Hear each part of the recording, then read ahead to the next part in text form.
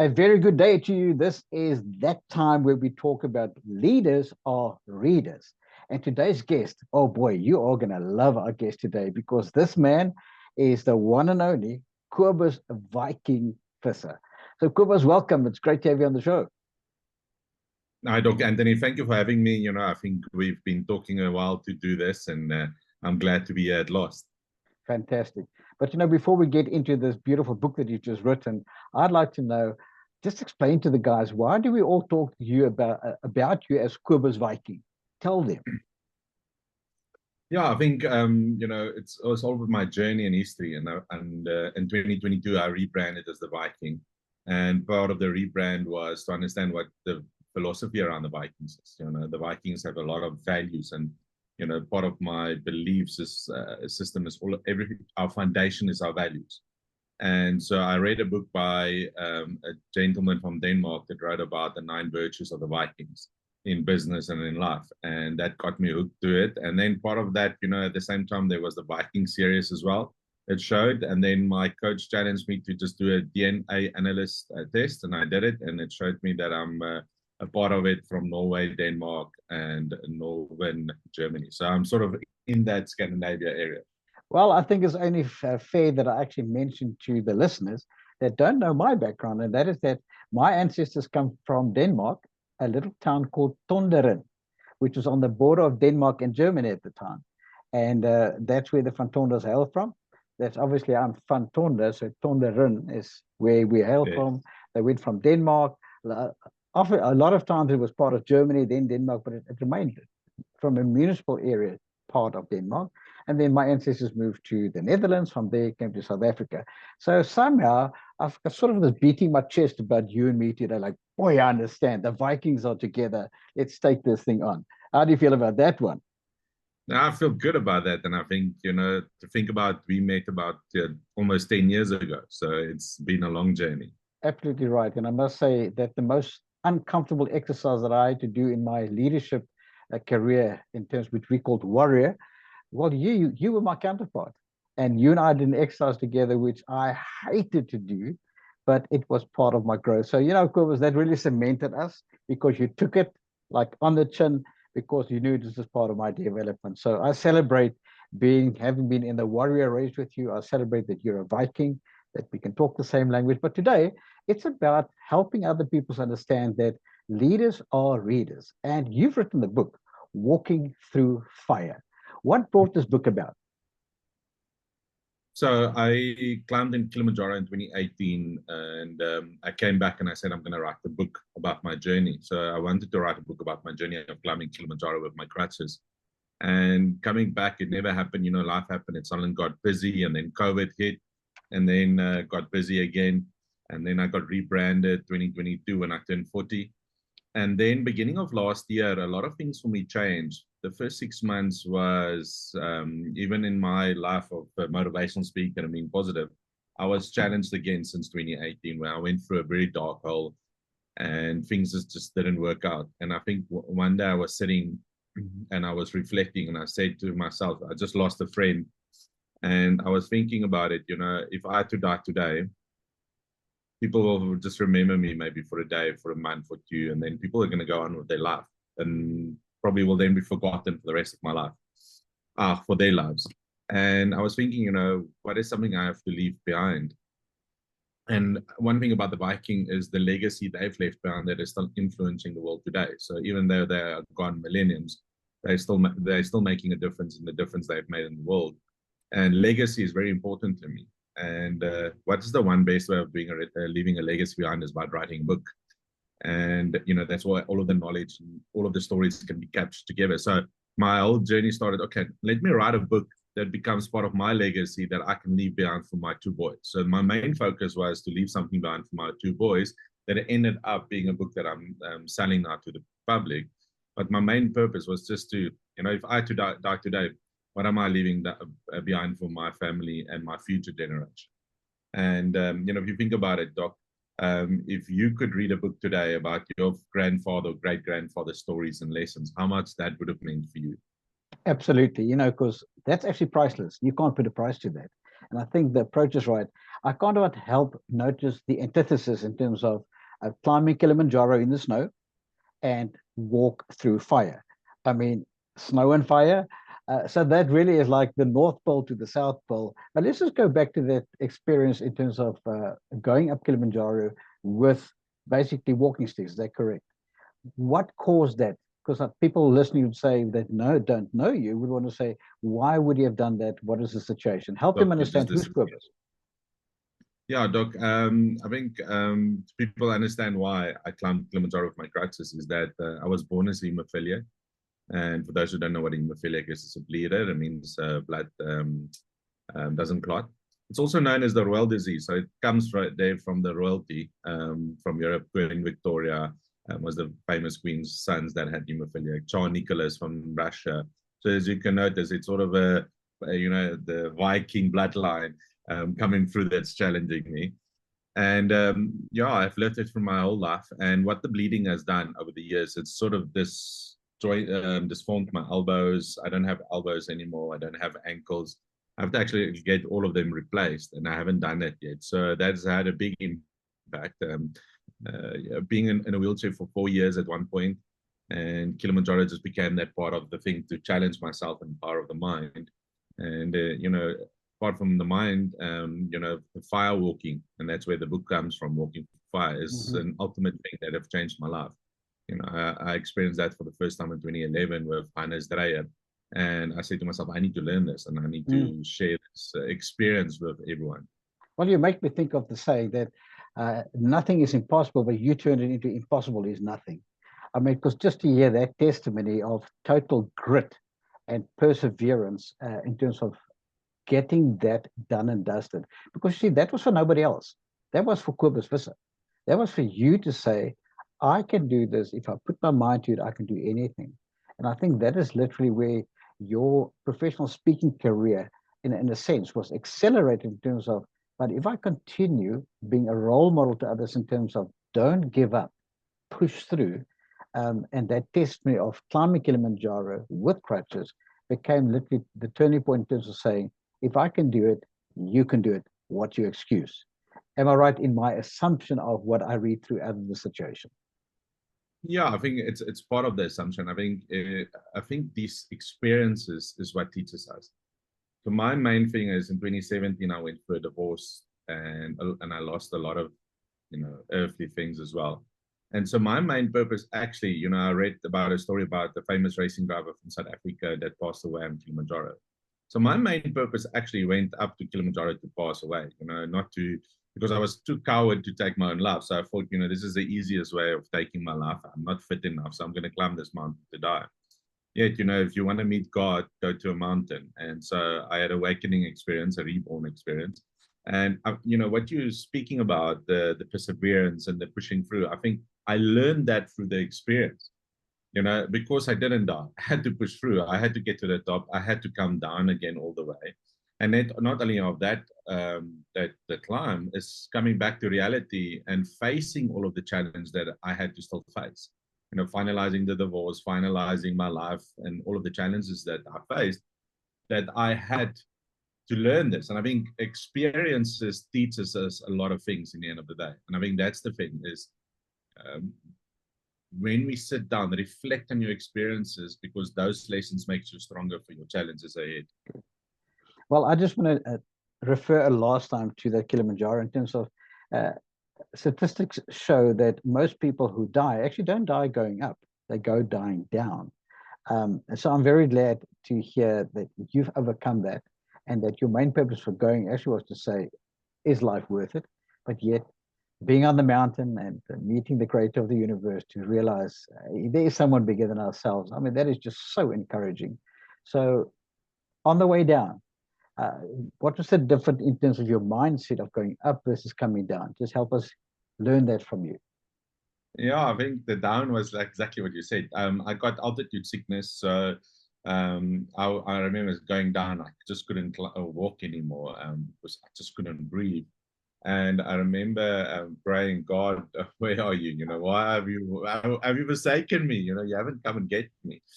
And they got worried, and they organized that about 30 porters to come up to where I was, and they brought a stretcher, and they all made turns, and they motivated me to not give up, to keep breathing. And they put me on a stretcher. I'm very heavy, so they made turns, and they physically carried me down the mountain. They made sure that I didn't die there. So it's in a sense, my viewpoint is God sending up his angels to carry me down, because it was not my time yet. Well, as we speak about this creator of the universe, one thing I can tell you, his solution to a problem is always another person. And in your case, several people rallying around you saying, we're going to get this dude down because he has achieved the virtually impossible, like I said, and therefore they were all rallying around you because they were encouraged by what you achieved. So we encourage today to speak to you, Cobus, and obviously now your book, Walking Through Fire. I know that you've taken many people on an excursion in terms of their mindset and getting them to achieve the virtually impossible of walking on coals and walking across fire. Now, your book must have originated from seeing so many people do it over and over successful, looking at the people that have the fear before they do it. They get the encouragement, they get the mindset training, and eventually they do it, and then to celebrate with them. So I'm going to take it that there must be this parallel of how to win in life, in a sense, in terms of walking through fire. Am I correct in my assumption? Yeah, definitely. And I think the other one is it's all about just taking that next step and just keep moving forward, and your first step is usually the hardest step, and you have to keep moving forward. And the thing is, where do you focus? You focus on the fire, or do you focus on just getting forward and having an aim? Because I remember even on Kilimanjaro, and when I looked down, I knew, okay, just take that next step. And then when I looked up, I had a goal of, I just want to get to that rock. So when I get to that rock, I look down again, I rest, and then I look up again, just giving that next step. And I mean, that's the lessons that we take away from the firewalk, and then overcoming that fear. Look, danger is real, but fear is a choice in the end of the day. Mm-hmm. Like they said, fear stands for false evidence appearing real. That's why so many people actually don't want to embrace it, because it really looks like they might die. Now, in terms of that looking forward and focusing on the goal, when you're talking about walking through fire, I can just, in my spiritual eye, see people standing. There's this, am I going to make it? Am I going to do it? And then, as you say, they focus on the person that's there ready to receive them, and they walk right across. Now, this book surely is aimed at having others not look at the obstacles of life, not looking at what's going to pull them down, but to look to the goal of why they are alive and what they could achieve. And I see this parallel that you brought in with walking through fire. Yeah, and it's also a part of it, the learning from the lessons from my life. There's it's all written in a sense of like a memoir of my journey of my life, and to be inspired through the stories of my life that I share. And I think that's what I want to leave people behind as well. It's that sometimes we can learn from others and take it and make it part of our lives, and then challenge yourself that you have this one life. And so there's two phrases in the book. One is about whatever it takes. So no excuses, no everything. And then the other one is live without regret. You have this one life, so go live it without regretting something. And and I think that's the two things that I want to leave people by. Do whatever it takes to get your dreams come true, and go and live without regret. Well, as I say, if the one place where it's got a lot of regret, and that would be the graveyard. So many people that are there with unborn dreams, unmet expectations, and they actually did not have what it takes to take them through. So I can literally see how your first statement of whatever it takes into that living without regrets, literally that these two become synonymous and actually becomes a unit in terms of helping people live life. Now, when people listen to this today, and they're going to say, well, walking through fire, practicality, is it available as a hard copy, as a soft copy? Is it online? How do people get hold of your book? Let's get that out of the way, because we want to get their minds at rest. Yeah, thanks, Dr. Anthony. It's at the moment on Amazon, and it's in a few exclusive books and bargain books, and then it's directly from me. It's only a soft copy, so I don't have a hard copy one. Well, soft copy is sort of a hard copy, but I know what you mean. Yeah, just Google it. So if you want a signed copy and a special copy for me, it's just order directly from me. Otherwise, you can just put in on the internet, Walking Through Fire by Cobus Visser, and you will find multiple places that will be selling. Okay, and for the people that actually want the book, they can just write an email to Cobus, which starts with a C, C-O-B-U-S, Cobus@cobusvisser.com. Am I right? That's correct. And then they can just say if they want an Afrikaans copy or an English copy. So I even had it translated in Afrikaans, just for those. And some people love reading Afrikaans, and then they love reading the English. So yeah, whatever is your cup of tea. It's the practicality of it. Okay, so if you take me through the book, I don't know if you have a copy available, just that the index is right in front of you. But I was just thinking, can you just take me that from your introduction, just give me sort of a shape of how did the chapters mount on top of each other until you get to the conclusion? That just for the people who want to read the book will understand where does it commence from and where does it go to? Yeah, definitely. I think so just give people an example. So in the first part of it is, the forward that's written by Robin Banks, and by the friend that started me on this journey, Hannes Dreyer. They changed my life. So these two people had a big impact on my life. And then a friend of mine that sponsored this journey with me, Eugene Haynes. Then I started, so as I said earlier, this was mainly a book for my sons, for my future. So I started with letters of my family, where I wrote the letter to my sons and to my parents. And, in my mind was, as I was writing this as if I was passed away already. Okay. So this would be like they would read. Because the last part of the book is a eulogy for my life. So I end basically the book as with an eulogy that I had to read at my funeral. Then it's the beginning where I started with my life. Then I talk a little bit about the Viking and the Viking values. How come I'm a Viking? In the beginning it was the Superman brand, and then transitioned to the Viking. Then I talk about the philosophy around whatever it takes, and then live without regret. Then I share a story about lessons I've learned from my grandmother and my great-grandfather. For your listeners out there, my great-grandfather was the first president of South Africa. So what's the lessons that I learned from him, and inspiring to reach the same heights as that what he did. Then I talk a little bit about my childhood.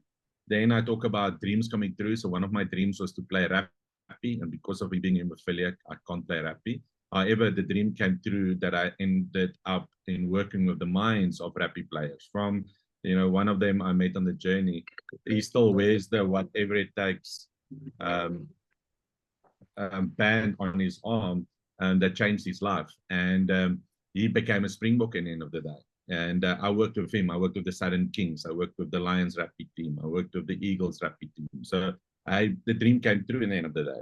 Then I share the people the power of the hug. Then my journey of Kilimanjaro. So it's a day-by-day journey of Kilimanjaro. Plus, luckily we did recordings on the mountain. So I transcribed the recordings to show people insight, between the shares, between the team, what happened on the mountain. Okay. Then I talk about where I'm now and where the team is after Kilimanjaro. Then I talk about what's the future lies.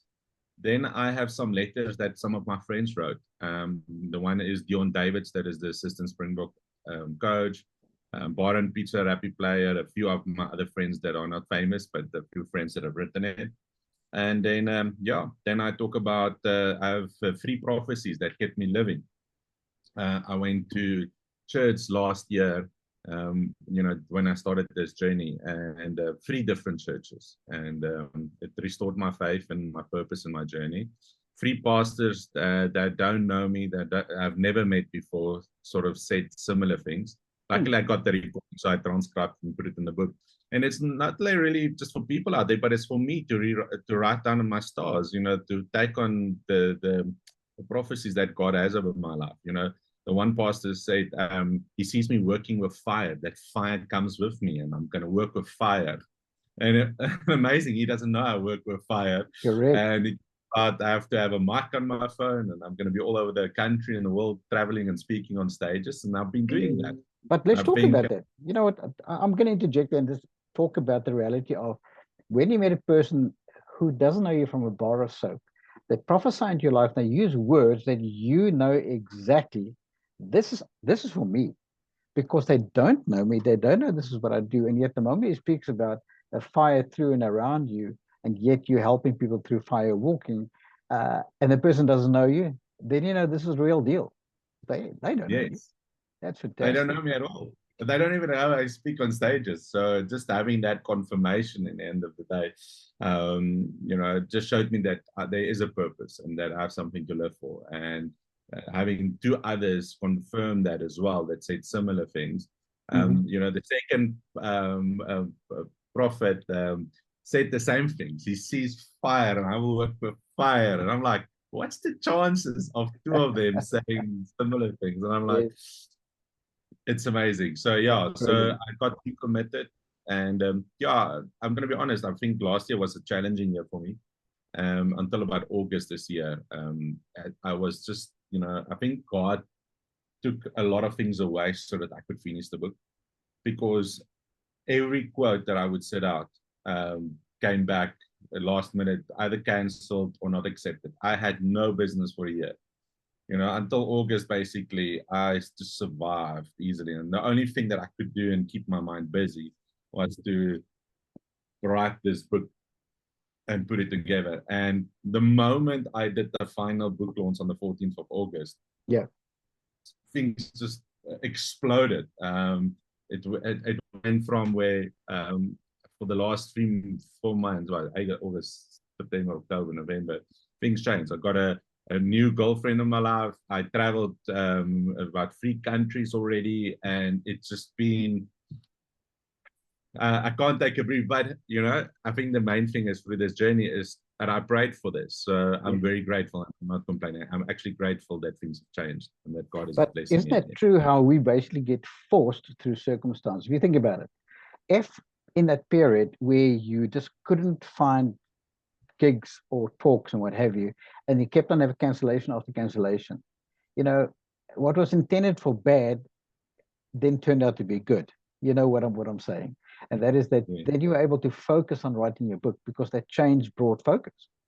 Because if you were busy with speaking and traveling, what have you, would you ever have written a book with such clarity and focus? I would dare to say the answer was no, but it forced you to focus. I agree with you, and I think, and that's the feedback that I get from people is that it's that they are inspired and that it's an easy read. And I'm very authentic in the book. I'm very open. I'm very vulnerable in the book the stuff that I share. So, and I think that is what stuff for me. In the end of the day, was to open up myself this way. And I said, I have nothing to lose. This is what I'm leaving behind. If I had to die today, what am I leaving behind? See, that's one of the things that I think makes great leaders is being willing to be vulnerable for when it counts. Not to just have all your dirty laundry out there, but to be vulnerable to encourage people to the true reality that life happens. Because here's the thing, everybody thinks we live this fairy tale that life just keeps on going on and nothing's going to go wrong. Well, we get tested when life goes wrong. In fact, we get tested, our faith gets tested, and obviously our vision of the future gets tested. Now, you kept on talking about purpose. I can see this thin line of thread that goes through your life in terms of what's my purpose. Because when you came down that mountain, you made it. You clearly said that your purpose was renewed. You wrote this book, your purpose was renewed. You met your new girlfriend, your purpose was uh, can I say, reappropriated. Everything just came into clearer focus because certain things that happened. So talk to me about what role does purpose play in your heart and in your vision for the future? I think purpose is part of waking up and getting up. It's what gets you moving. I want to get on top of the mountain. Purpose is like a vision. I think the word of God says, when you lack vision, you will perish. And I think that's the thing is what is purpose for me is, where you're going. Why do you wake up every day? And I think I don't think people realize the importance of it. My whole life, I've suffered with mental health challenges because of always being in pain, waking up in pain, sleeping in pain. And it takes a lot of effort and energy in myself to keep myself motivated most of the time. And the only thing that gets me going is my purpose and not to give up. And that's the mountain I need to get to. And I look down, what's the next step that I need to take? And that's all that I have to focus on. You know, if I look at what you've gone through, and I find it so inspirational, but I also need to understand that there's a journey in your head and there's a journey in your heart. We talk about the head heart, hands principle. And that is, so many people falter because they take it from their head straight to their hands, and it's short-lived because there's just no real connection. But the people that can take things from their head and they drop it through their heart, which is the ethos of their human being, then to the hands, it somehow then accompanies purpose. Now, in your mind, walking through fire, if I'd say, what are the three things that you want your readers to take out of it? I already know whatever it takes. I already know live without regret. But what are the subtle Cobus Viking Visser messages that you hope people will take out of this book?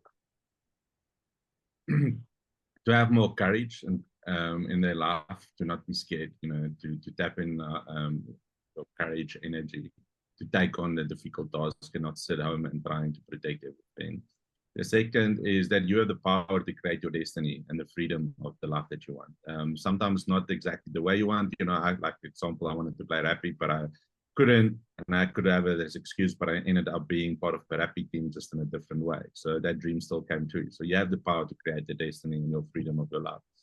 I mean, the third thing, and I spoke about this a few times, is what is the legacy you're leaving behind? It's, who are you going to impact? How are you going to impact people that when you're not here anymore, that your legacy lives on? And my challenges with most people is to go and write your story. I think I ended up with a few sentences in the book that speaks about it's now your turn to write your story. So go write your story and leave something behind for your future generations, that they don't have to repeat the same mistakes, but they can be inspired. But wow, this is where I come from. Because the moment you know your past, you learn from your past, and you're not destined to repeat it.